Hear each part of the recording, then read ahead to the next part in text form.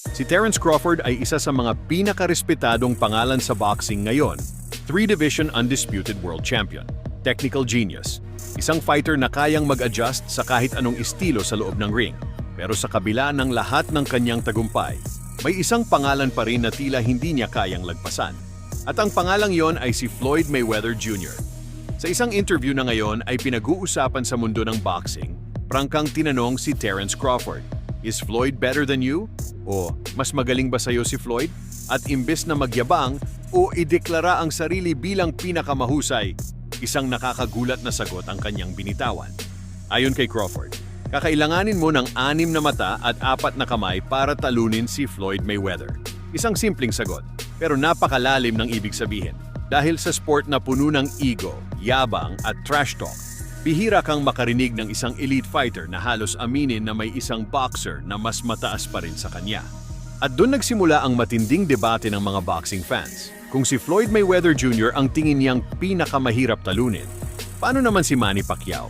Dito lalong naging interesante ang usapan. Sa isa pang interview, tinanong si Terence Crawford kung may mga boxer bang mas magaling kaysa sa kanya. At nang mabanggit ang pangalan ni Manny Pacquiao, nanahimik siya, walang diretsahang pag-amin, walang kumpirmasyon. At para sa maraming boxing fans, lalo na sa Amerika, malinaw ang dating noon. Para kay Crawford, iba ang level ni Floyd Mayweather Jr. kumpara kay Manny Pacquiao. Pero dito pumapasok ang mas malalim na analysis. Dahil kung pag-uusapan ang pagiging fighter, maraming eksperto ang naniniwalang si Manny Pacquiao ang mas delikado, explosive, aggressive, walang takot sumabak sa giyera. Isang klase ng boxer na kayang baguhin ang momentum ng laban sa isang suntok lang. Pero kung pure boxing IQ, depensa, footwork at technical mastery ang pag-uusapan, karamihan ay kay Floyd Mayweather Jr. papabor. At paano naman si Terence Crawford? Marami ang naniniwalang siya ang modernong kombinasyon ng dalawa.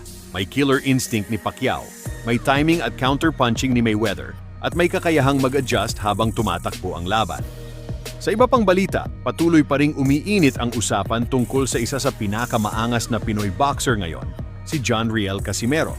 Dahil kahit abala ang buong mundo sa dominasyon ng Japanese monster na si Naoya Inoue, hindi pa rin tumitigil si Casimero sa paghamon dito. Sa bawat interview, sa bawat video, sa bawat pirada, iisa lang ang gustong iparating ni Cuadro Alas.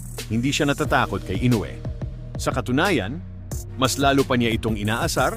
Ayon kay Casimero, gusto niyang makipagsabayan ng suntukan kay Inoue para raw malaman kung kaya ba talaga nitong tumayo sa harap ng isang tunay na knockout artist. At hindi doon nagtapos ang kanyang matinding pahayag.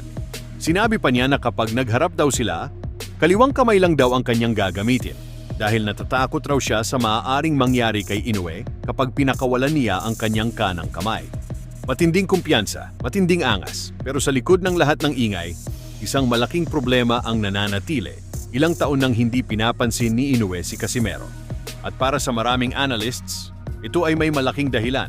Sa ngayon kasi, masyadong malayo pa ang agwat ng kanilang estado sa kanilang boxing resume. Kaya kung nais talagang mabuhay muli ang laban na matagal nang inaasam ng mga Pilipino, kailangang gumawa muna ng malaking statement si Casimero. At maaaring magsimula iyon sa kanyang napipintong laban kontra sa Mexican warrior na si Luis Nery. Dahil kung mabibigo siya rito, maaaring tuluyan ng maglaho ang pangarap na makaharap si Inoue. Pero kung magtagumpay siya, posibleng muling magliyab ang isa sa pinakahinihintay na laban sa daigdig ng boxing.